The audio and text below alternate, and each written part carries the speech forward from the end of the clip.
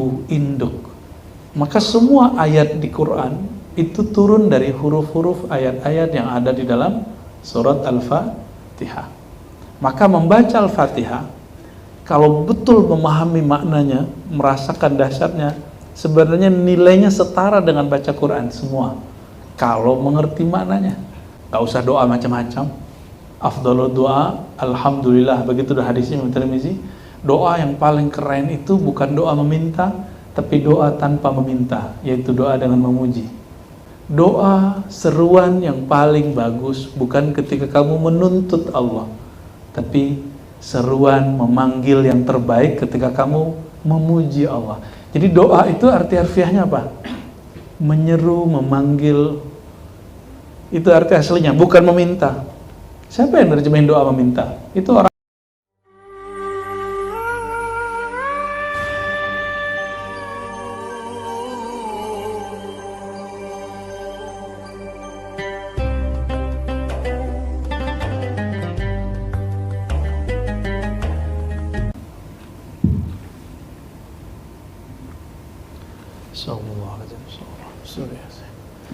Assalamualaikum warahmatullahi wabarakatuh. Alhamdulillahi muqallibil qulubi walhamdulillahilladzi biyadihi jami'i qulubi bani adam.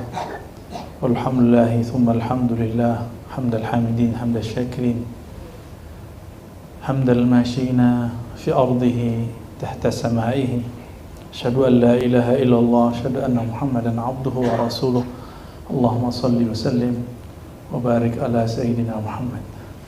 Biar lebih hangat, boleh maju. Waktu kita pendek sekali. Ya, boleh maju. Yang laki-laki aja.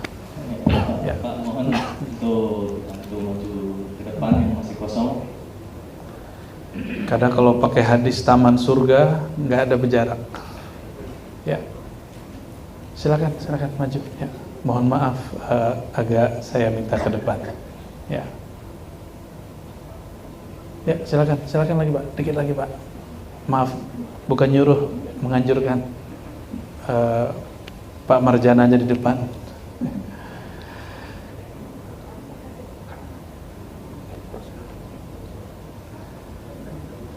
Jadi kalau disebut tadi idza marartum bi riyadil jannah farta'u. Ma hiya ya Rasulullah? Majalisul ilm, atau di riwayat lain hilakul ilm, hilakul dzikr. Jika kamu melewati kebun-kebun surga, maka mampirlah, icipilah, petiklah. Lalu Nabi SAW ditanya, ada dua versi jawaban. Hadis Imam Tirmizi menyebutkan hilakul dzikr. Hilak itu dari kata halaqah. Halaqah berarti lingkaran-lingkaran atau kumpulan-kumpulan. Jadi kalau ini adab berbuat majlis. Kalau buat majlis jangan jauh-jauh. Ya. Kalau buat majlis jauh-jauh, dia nggak berbuah. Dia nggak hangat. Ya. Kita akan. Jadi mohon maaf, kita di sini ada otak kita di bagian depan sini. Itu mirip dengan reptil. Dia sekali pertama ngelihat orang, dia langsung curiga, dia suuzan.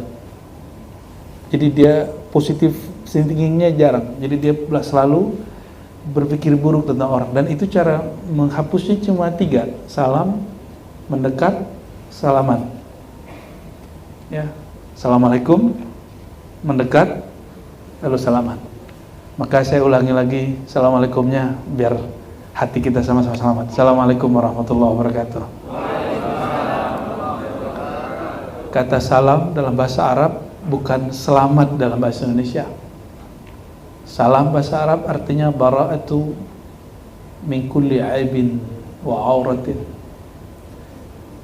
Assalam berarti terbebas dari sisi negatif, pandangan-pandangan negatif dan sifat-sifat buruk. Maka kalau kita salaman sama orang dan baca assalamualaikum, itu semua pikiran negatif kita hilang, langsung hilang. Saya punya sahabat yang sudah musuhan bertahun-tahun, ketika baca assalamualaikum dan salaman itu dihapus. Itu makna hadis ghafarallahu lahuma. Tidaklah mereka melepas tangannya kecuali Allah ghafara. Kalau orang-orang ahli bahasa menerjemahnya hanya sebatas ghafara, Allah hapus dosa keduanya. Tapi dalam ilmu psikologi ada yang disebut reset memori. Ketika seseorang salaman, menjawab salam, maka Allah akan mereset memori dia, memori masa lalu dia tentang luka di hatinya. Jadi itu kekuatan Assalamualaikum dan salaman. Jadi nanti coba praktekin ke orang yang kita agak kesel sama dia. Assalamualaikum, salaman. Hadisnya begitu ya. Tidaklah mereka melepaskan tangan kecuali ghafarallahu lahuma. Allah hapus, saya menerjemahkannya, Allah akan mereset kembali memori mereka jadi memori yang baru. Ya. Senang memori baru atau memori lama? Memori baru. Handphone baru apa handphone lama?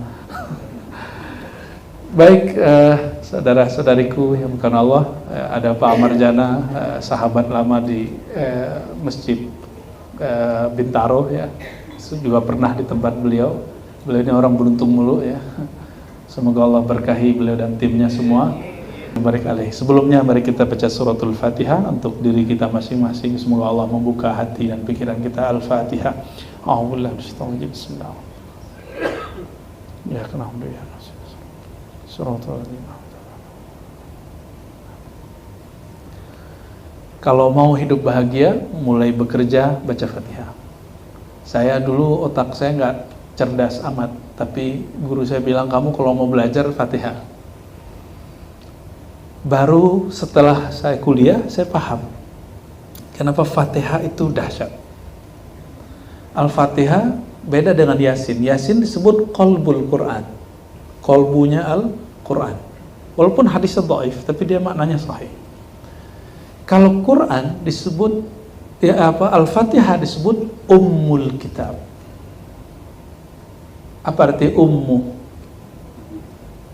Ibu, induk. Maka semua ayat di Quran itu turun dari huruf-huruf ayat-ayat yang ada di dalam surat Al-Fatihah. Maka membaca Al-Fatihah, kalau betul memahami maknanya, merasakan dahsyatnya, sebenarnya nilainya setara dengan baca Quran semua. Kalau mengerti maknanya, ya. Dan banyak sekali rahasia-rahasia itu. Saya berharap gak usah doa macam-macam. Afdhalud doa, alhamdulillah, begitu dah hadisnya Imam Tirmizi. Doa yang paling keren itu bukan doa meminta, tapi doa tanpa meminta, yaitu doa dengan memuji. Senang dimintain atau dipuji? Senang dipuji gak? Senang dipuji.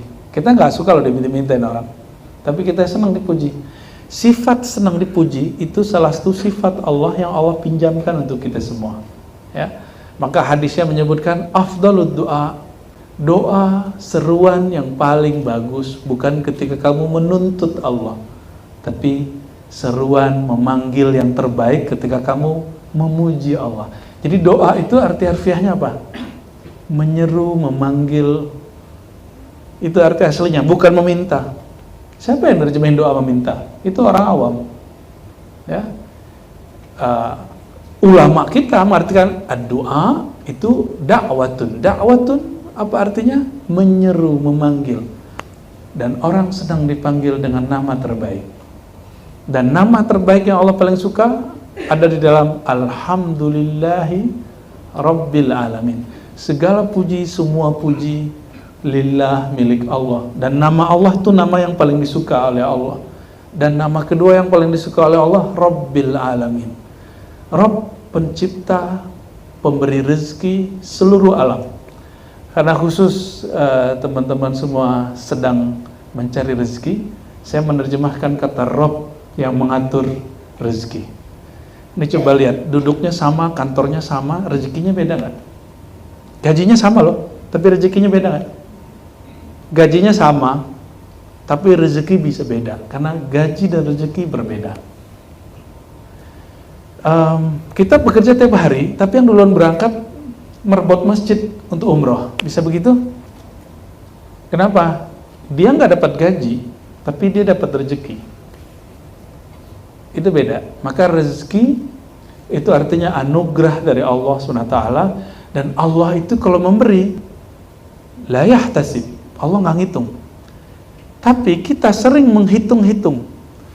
Nah ini kita sering mengunci rezeki kita sendiri. Apa kata Allah SWT hadis qudsi, ana inda zanni abdi, aku berdasarkan persepsi hambaku. Kalau persepsi kita tentang Allah maha rezeki itu sedikit, maka Allah ngasih sedikit. Itu sebabnya orang-orang gak berkembang. Dia akan stagnan di dunia dia.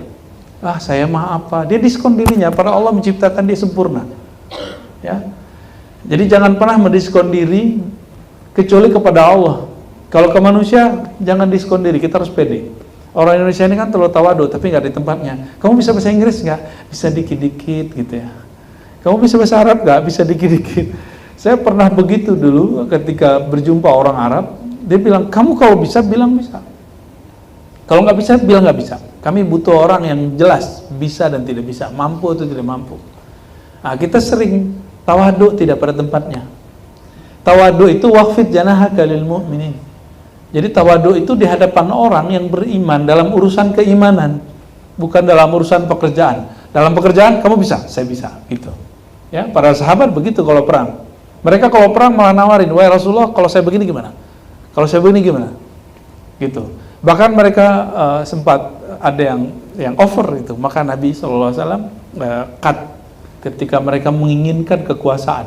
Jadi sahabat radhiyallahu taala anhum dididik baginda Nabi Muhammad SAW itu betul-betul percaya diri, sehingga mereka kadang-kadang satu bagian ada Bani Asy'ariyin itu over. Mereka minta untuk jadi direktur zakat. Jadi ada Bani Asy'ari namanya, mereka minta jadi direktur zakat. Ini kan lagi rame nama Asy'ari toh. Semoga Allah tutup aibnya ya. Saya gak suka berita itu. Itu berita kenapa diulang-ulang terus ya. Kayaknya kita ini orang paling suci. Pada jujur aja, pernah nakal nggak mikirnya? Otaknya pernah nakal. Maka kita kalau dengar aib orang langsung matiin, doakan ya Allah tutup aib dia. Ya, saya selalu begitu. Ya. Karena kita nggak tahu hari ini kita suci, besok mungkin kita kotor. Hari ini kita soleh, besok mungkin kita jadi toleh. Kata orang Arab, toleh itu jahat.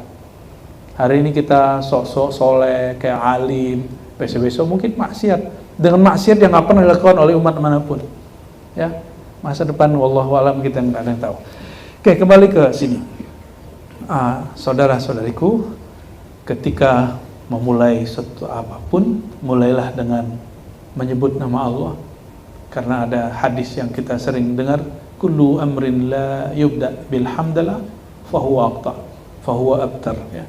Segala satu yang tidak mulai dengan memuji Allah, maka orangnya akan sewot. Abtar, aqta itu berarti kebaikannya habis. Apa maknanya? Orang itu jadi nggak mood. Kalau kita memulai dengan memuji, positif atau negatif? Orang yang memulai dengan mood yang baik, maka dia akan diberkahi. Jadi kalau mulai bekerja, jangan sampai moodnya jelek. Tadi saya dapat satu belajar ilmu dari Pak Marjana. Beliau kalau ke kantor sering goes, ya. Tapi saya bilang, ya, kami dua hal yang beda. Saya punya hal yang buruk tentang goes, sedangkan Pak Marjana punya hal yang baik tentang goes. Beliau itu dapat keajaiban dari goes, punya suatu kenangan indah dari goes. Kalau saya enggak, dengan goes sepeda saya hilang. Jadi itu kalau ingat sepeda, saya ditawarin pernah ada sepeda harga 40 juta oleh kawan. Nih pakai nih, lo pakai nih, gratis. Saya bilang enggak, ada trauma di dalam diri saya tentang sepeda. Ya, jadi memori kita beda. Akhirnya kalau lihat sepeda, saya mikir kalau di jalan, apa asiknya di Sudirman pakai sepeda? Ternyata baru terjawab hari ini. Pagi ini dari Pak Marjana ya, barakallah. Semoga Allah berkahi. Jadi ternyata ilmu itu nggak hanya di kitab, ilmu itu ada di kitab yang terkembang di alam semesta. Orang kalau memulai pekerjaannya, alhamdulillah, dia sedang membuat mood yang baik dalam dirinya. Asing nggak kerja sama orang yang moody, yang moodnya nggak beres? Nggak asik. Orang begitu juga akan berkembang. Karena siapapun dekat dia, itu terganggu. Sedangkan dalam hadis dikatakan, al-muslimu man salimal muslimuna min lisanihi wa yadihi. Muslim yang ideal itu orang yang terjaga dari sifat mood yang buruk dari lisan dan sikap dia. Orang kalau moodnya jelek, ngomongnya nggak enak. Ya, pernah di motor atau di mobil atau di kendaraan umum senggol orang terus mood kita jelek, pernah nggak? Ya, ini baru kemarin. Saya baru sekali ini nyenggol orang dari belakang. Kemarin pulang dari Ayen, bawa anak-anak kena liburan, biasa Jakarta Bekasi, masya Allah. Kita nyampe di tengah, lampu merahnya nyala. Di kanan pada nyesek, pada ngebel, di kiri depan belum selesai. Kepanikan saat itu, akhirnya saya maju, ternyata lumayan kenalan sama mobil samping kiri. Tapi kita mencoba untuk tidak marah, saya minta maaf segala macam. Tapi siapa yang kena? Orang samping kiri kanan kita, itu moodnya langsung jelek sampai malam tadi, sampai sebelum tidur. Orang yang tinggal di dekat saya, maksudnya istri saya sendiri, itu moodnya jelek karena melihat ada orang di jalan menyebar mood yang tidak baik. Nah, ternyata kalau kita di jalan, itu syaitan itu sangat gampang nyambar orang. Dalam hadis Nabi SAW dikatakan, inna syaitan yajri majrad dam. Ya. Sungguhnya syaitan itu mengalir di setiap pembuluh darah. Di mata ada darah? Ada. Benar. Di mata ada darah? Kalau nggak bisa lihat. Coba cek dulu. Di telinga ada darah? Itu sebabnya kita, karena di sini ada syaitan, mata ini senang melihat orang tengkar. Ngelihat. Tapi kalau kita yang mengalami, kita nggak enak. Tapi hati-hati, ngelihat orang tengkar, itu syaitannya nempel sini. Itu mempengaruhi mood. Ngelihat ada orang disalib jatuh, itu nggak enak. Maksud saya sederhana, teman-teman semua. Kalau mau bekerja, sebelum masuk kantor, usahakan berwudu. Kalau mbak-mbak ini kan pakai bedak ya, minimal cuci tangan. Itu conditioning, yang kita sebut conditioning. Jadi sebelum masuk ke suatu tempat yang kita mesti butuh fokus, lakukan apa yang disebut conditioning. Itu yang Nabi SAW katakan ya, bahwa wudhu itu ada cahaya di dalamnya. Dan wudhu artinya dua. Pertama mencuci tangan, yang kedua wudhu sholat. Jadi wudhu itu ada dua, wudhu li sholat, ada wudhu lughatan. Wudhu untuk sholat, sudah paham pastinya, ada wudhu cuci tangan, dan itu semuanya conditioning. Ya. Jadi Nabi itu memperhatikan sekali sahabat-sahabat untuk conditioning, untuk melakukan segala sesuatu. Kembali ke hadis yang tadi. Alhamdulillah, ya, kalimat memuji Allah itu adalah doa tertinggi, karena dia berdoa tanpa meminta. Maka doa tertinggi adalah doa tanpa meminta, tapi doa dengan memuji. Karena kata doa bukan meminta-minta sebenarnya, tapi adalah memanggil. Ya, ad-doa nidaun lirrabb. Doa itu memanggil Allah Subhanahu wa taala. Ya, dan Allah memberikan salah satu sifat dalam diri kita, yaitu sifat nur rububiyah namanya. Nur rububiyah itu nur pengasuhan, mengurusi. Bapak Ibu, saudara-saudariku, teman-temanku, ketika kita punya anak, kita mengurus anak enggak? Nah, di dalam hadis, dalam Quran juga ada doa ketika kita mendoakan orang tua. Ya Allah, sayangi orang tuaku kama rabbayani shaghir. Rabbayani, rabba itu asal katanya Rabb rububiyah. Maka saya menyebut ini nur rububiyah. Cahaya yang Allah titip dalam diri, ilmu yang Allah titipkan dalam diri, rasa yang Allah titipkan dalam diri untuk ingin memperhatikan orang. Ya Allah, sayangi orang tuaku seperti orang tuaku dulu mengurusku waktu kecil. Gitu. Seperti dulu orang tuaku menyayangiku waktu kecil. Maka isi dari kata Rabb itu adalah kasih sayang. Jadi kalau diterjemah, Alhamdulillahi Rabbil Alamin, segala puji milik Allah yang mengurusi semua alam dengan kasih sayangnya. Seperti bahkan lebih dahsyat, lebih sempurna melebihi orang tua kepada anaknya. Maka ada hadis qudsi menyebutkan, hadisnya Sahih Bukhari, innallaha ghayurun, Allah itu maha pencemburu, innallaha rahimun, innallaha arham bi'ibadihi, Allah lebih sayang kepada hambanya melebihi ibu kepada waladiha, kepada anaknya. Ibu mendengar anaknya nangis, ibu yang baru, ada yang baru ngelahirin nggak? Nggak. Dengar anak nangis, atau sudah pernah punya anak sebagian? Ada yang sudah pernah punya anak? Atau ada yang mau pengen punya anak? Kalau itu saya nggak bisa jawab ya. Kalau kita punya anak, ya, lalu anak kita nangis, laki-laki kan nggak punya, mohon maaf, nggak punya teknik itu ya, karena nggak dikasih sama Allah, nggak punya ASI maksud saya. Kalau ibu-ibu itu langsung, ya, ASI-nya langsung keluar, padahal baru dengar suara. Tapi apakah seorang ibu memberi anak makan ketika anaknya nangis atau mengikuti time-nya? Mengikuti time-nya sebenarnya. Jadi si ibu tahu, walaupun si anak nggak nangis pasti diberi ASI. Maksud saya apa? Allah itu lebih paham kapan memberi si anak, si hamba rezeki, melebihi si ibu mengerti kapan si anak diberi rezeki. Maka kalau ada seorang ngomong gini, kok hidup saya gini-gini aja? Nah, karena kita sudah ngeblok diri dengan cara seperti itu. Ya. Kok hidupku susah? Karena kita mikir susah. Kok kurang? Berarti bukan kurang. Kita mungkin konsumtif, melebihi apa yang kita punya. Nggak ada orang hidup kurang, semua Allah cukupkan. Allah itu selalu mencukupkan orang. Yang ada itu angan-angannya melebihi langkahnya, kemauannya melebihi kebutuhannya. Ya. Maka Nabi SAW punya doa. Doa ini sering salah pahami oleh para penceramah, sehingga mereka menuduh Nabi SAW itu miskin. Apa kata beliau? Allahumma ahyini miskina. Ya Allah, hidupkan aku, beri aku cara hidup yang miskina. Miskin dalam terjemahan kita itu kurang, tapi ternyata bukan itu artinya. Allahumma ahyini miskina artinya, ya Allah hidupkan aku sederhana. Jadikan aku hidup dan kebutuhanku, kemauanku berdasarkan kebutuhanku.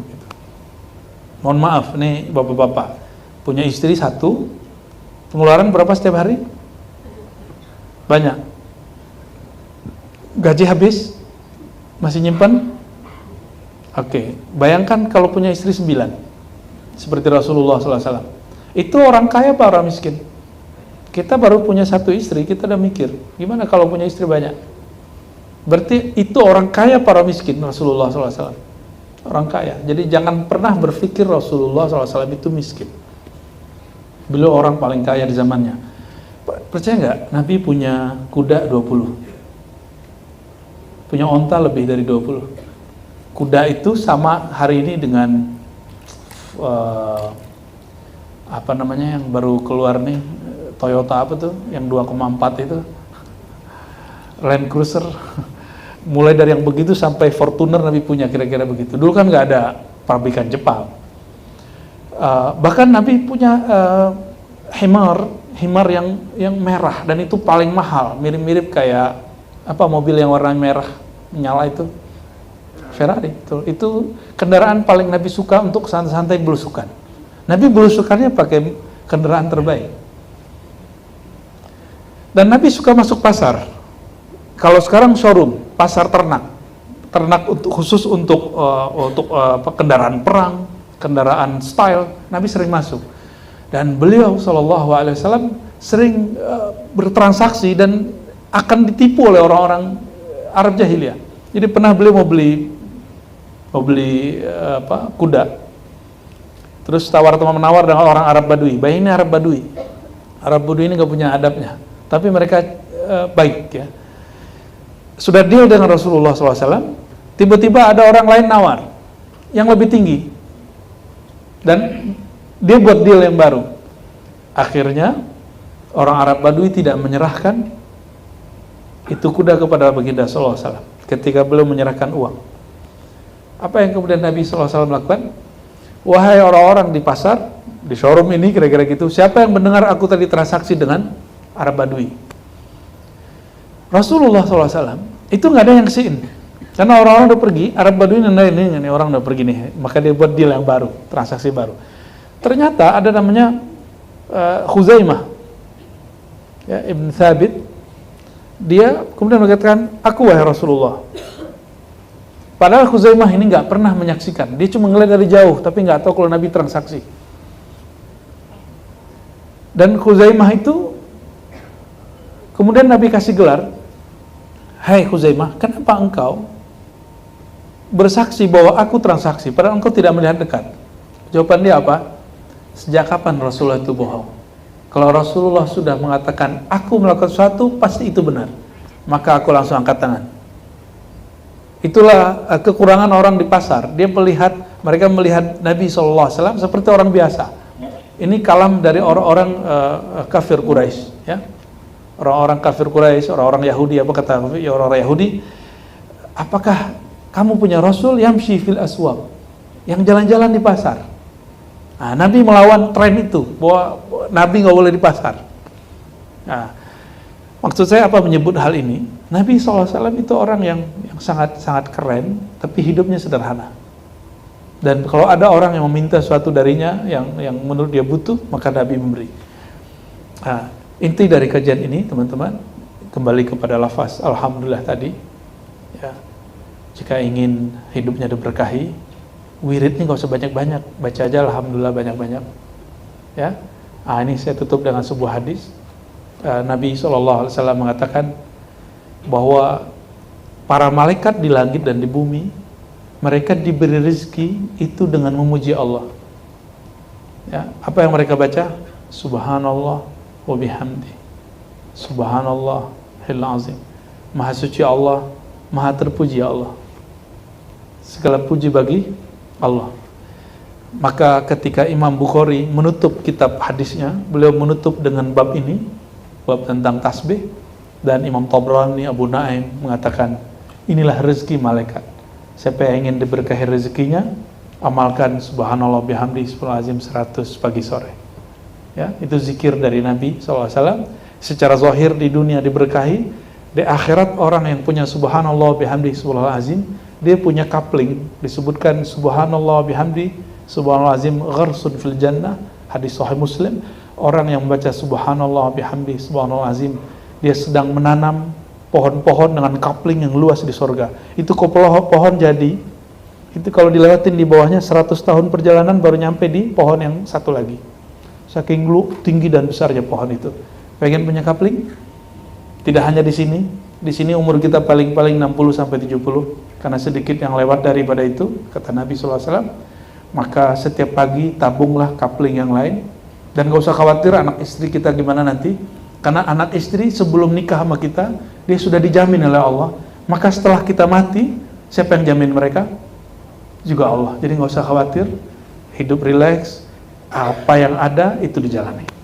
Nah, semoga sedikit kajian pada pagi ini melatih kita supaya mood kita bagus, kerja bahagia, rezekinya dicukupkan, bahkan dilebihkan Allah Subhanahu wa ta'ala. Amin ya rabbal alamin. Ya wassallallahu ala Muhammad. Assalamualaikum warahmatullahi wabarakatuh. Waalaikumsalam warahmatullahi wabarakatuh. Syukran jazakumullah atas nasihat, jangan tausiah yang diberikan pada pagi ini. Selanjutnya tanya jawab, kami buka untuk pertanyaan terlebih dahulu bagi Bapak Ibu yang hadir di sini ataupun yang hadir secara online via Zoom, bisa angkat tangan untuk bertanya. Bapak Ibu hadirin yang hadir di tempat ini. Itu ada satu dulu.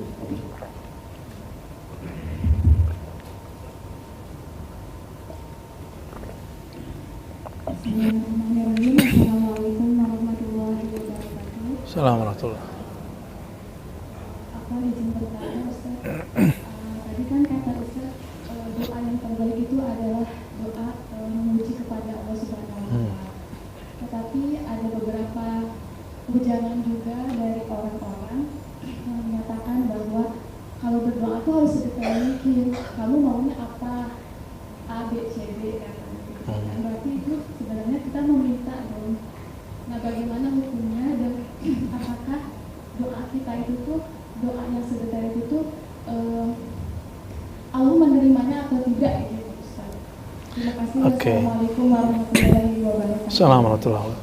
Itu ala motivator, bukan ala orang yang mengenal Allah dan Rasulnya. Mohon maaf ya, saya melawan tren itu. Karena yang paling mengerti Allah Rasulullah SAW. Apa kata Rasulullah SAW? Afdalud doa, alhamdulillah, hadis sahih wa Imam Tirmizi. Doa yang paling sempurna, paling afdal, bukanlah doa meminta, tapi doa memuji. Ini hadisnya jelas. Lebih sempurna, lebih benar Nabi atau motivator? Lebih benar Nabi atau Ustadz? Nabi Sallallahu Alaihi Wasallam. Ya. Terus sebenarnya maksudnya bukan spesifik. Yang dimaksud itu bukan spesifik, tapi kalimatnya di Quran adalah ammay yujibul muttarra idza da'a. Bukan spesifik, tapi disebut terpaksa yakin. Lalu siapakah ammay yujibul muttarra? Menjawab, mengijabah dari orang yang merasa terpaksa. Terpaksa itu yang disebut doa kepepet. Jadi the power of kepepet itu kan sempat ramai itu ya. Itu diambil dari ayat itu. Nah kalau itu oke lah, sahih lah itu. Tapi ayatnya tidak menyebutkan kata spesifik. Ya. Mungkin ada satu riwayat lagi, orang-orang sering ngomong ini, ya Allah terserah engkau, terserah engkau. Kalau itu enggak juga, kita nggak masukkan begitu. Ya.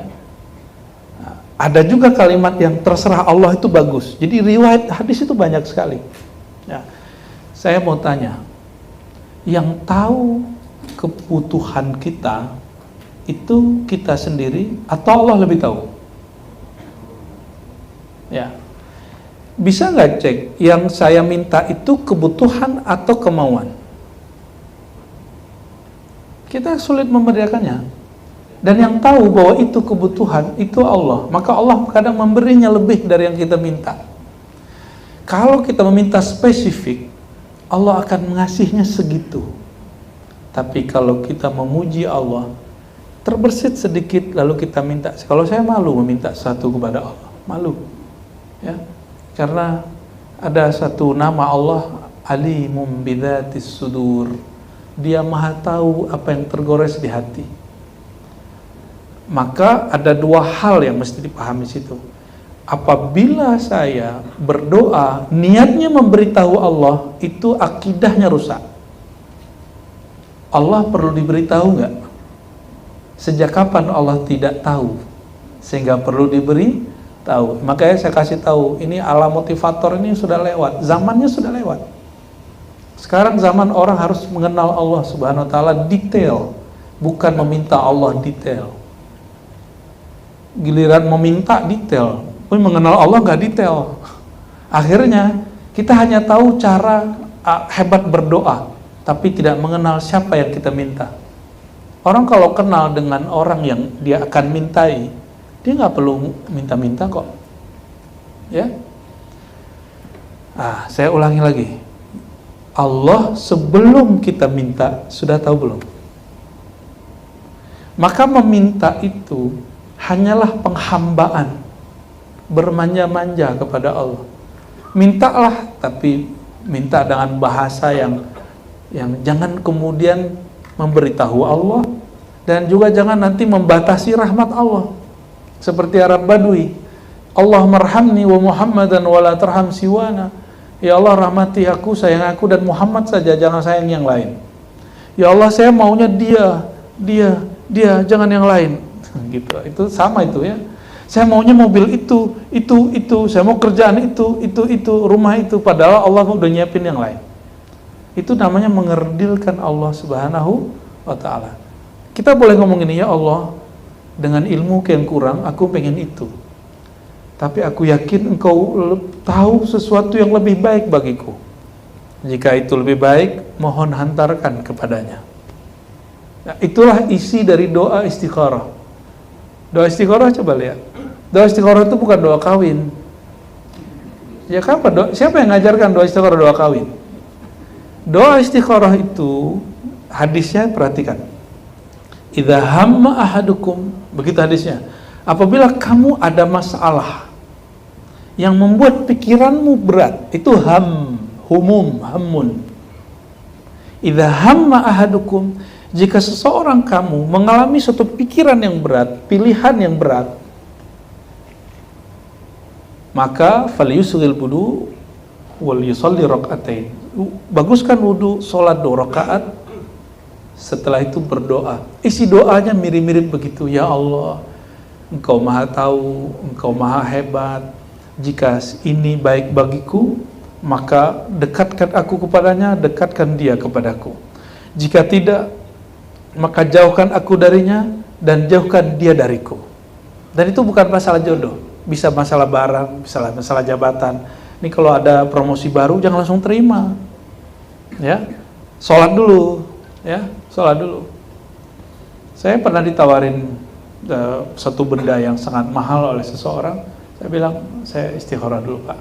Takut itu di luar kepantasan kita sebagai seorang pengajar. Dan alhamdulillah Allah tahan. Ya, karena itu yang pantas. Karena itu yang pantas. Nah, jadi begitu Mbak ya.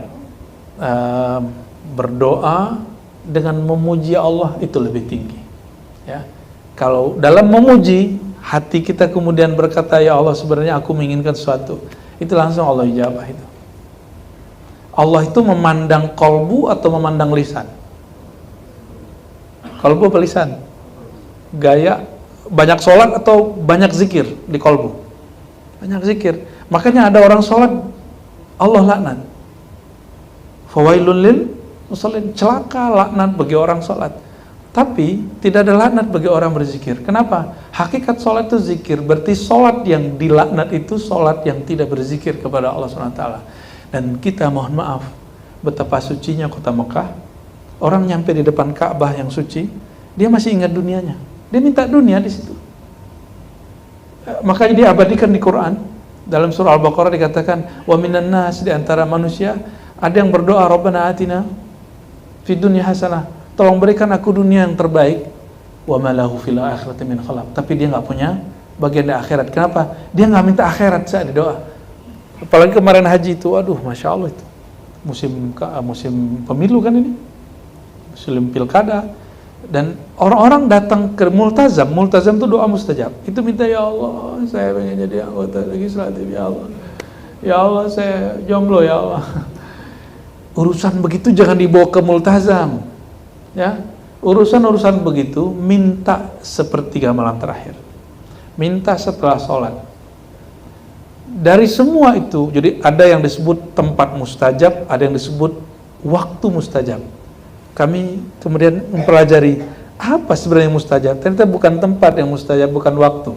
Sama-sama di multazam, ada yang dikabulkan yang enggak. Sama-sama doa habis sholat, habis tahajud, tapi ada yang dikabulkan dan enggak. Apa yang beda? Ternyata ada hadis satu lagi, ya, innallaha la yujibu an qalbin ghafil. Allah tidak menjawab, mengijabah orang yang hatinya tidak mengenal Allah, tidak berzikir kepada Allah, tidak memuji Allah. Berarti waktu yang suci, tempat yang suci, itu syaratnya di mana? Kolbu yang suci, ya, kolbu yang suci. Inilah yang disebut mahalu nazarillah baitullah fil ard, ya. Jadi ada Ka'bahnya tubuh itu mengarah ke Makkah, Masjidil Haram. Ada Ka'bahnya batin, itu kolbu kita masing-masing. Kesitulah Allah SWT memandang. Semoga isi kolbu kita nama-namanya. Amin ya rabbal alamin. Ya. Cukup? Ada lagi? Saya mungkin cukup, langsung ditutup. Oke, baik.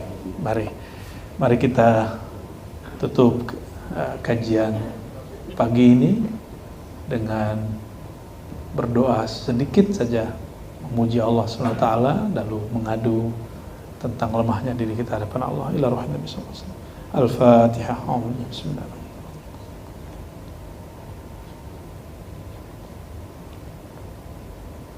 A'udzu billahi minasyaitonir rajim. Bismillahirrahmanirrahim. Allahumma ya Rahman ya Rahim ya Karim ya Azim, shalli ala nabiyyina Muhammad.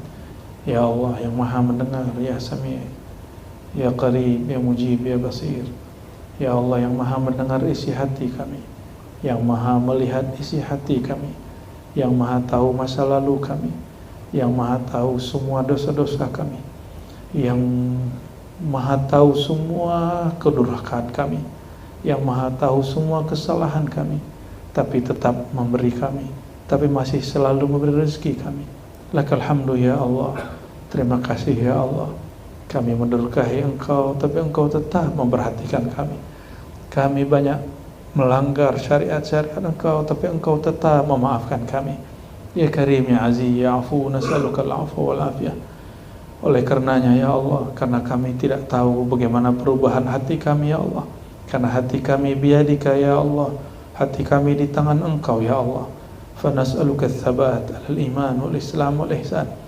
Mohon jika Engkau ubah hati kami, jika Engkau gerakkan hati kami, jika Engkau pindahkan pendirian kami, pindahkan, gerakkan, ubahlah kepada yang Engkau ridhai, yang Engkau cintai, yaitu nur iman, nur Islam, nur ihsan. Allahumma ya Allah, Engkau Maha tahu semua hajat kami, dan ampuni kami ya Allah yang meminta lebih daripada kebutuhan dan hajat kami. Ya Allah, inna nas'aluka an taqfiyana. Ya Allah, kami memohon cukupkan kebutuhan kami. Dan ya Allah, kami meminta bukan karena kami ingin memberitahu Engkau ya Allah, tapi karena kami bermanja-manja sebagai hamba kepada Engkau ya Allah. Allahumma ya alim ya azim ya halim ya alim, anta rabbuna wa ilmuka hasbuna fa ni'mal rabbu wa ni'mal hasbu. Ya Allah, cukuplah pengetahuan Engkau sebagai dasar hidup kami, bahwa Engkau Rabbul Alamin, yang Maha mengurusi alam semesta dengan kasih sayangnya. Farhamna ya Allah. Ya Allah, jangan keluarkan kami dari kasih sayang Engkau ya Allah. Allahumma ya Allah, terakhir ya Allah, apabila Engkau melihat kami bermaksiat kembali, lupa kembali, lalai kembali, durhaka kembali, fadzakirna bi lutfik, fadzakirna bi rahmatik. Jangan tegur kami dengan jalal ketegasanmu ya Allah. Jangan Engkau tegur kami dengan siksamu ya Allah. Jangan tegur kami dengan bala bencana ya Allah. Fadzakirna bi rahmatik. Tegurlah kami dengan kasih sayangmu ya Allah.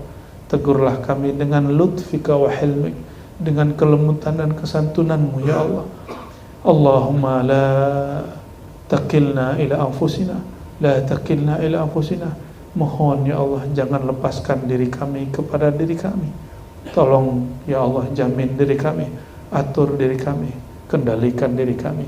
Rabbana atina fid dunya hasanah wa fil akhirati hasanah wa qina adzabannar. Ya Allah, kami memohon kebaikan di dunia dengan mengenal Engkau, patuh kepada Engkau, dan kebaikan akhirat terbebas dari siksa Engkau dan memasuki surga Engkau. Amin ya rabbal alamin. Sallallahu ala sayyidina Muhammad walhamdulillahi rabbil alamin. Allahumma salli ala sayyidina Muhammad. Assalamualaikum warahmatullahi wabarakatuh.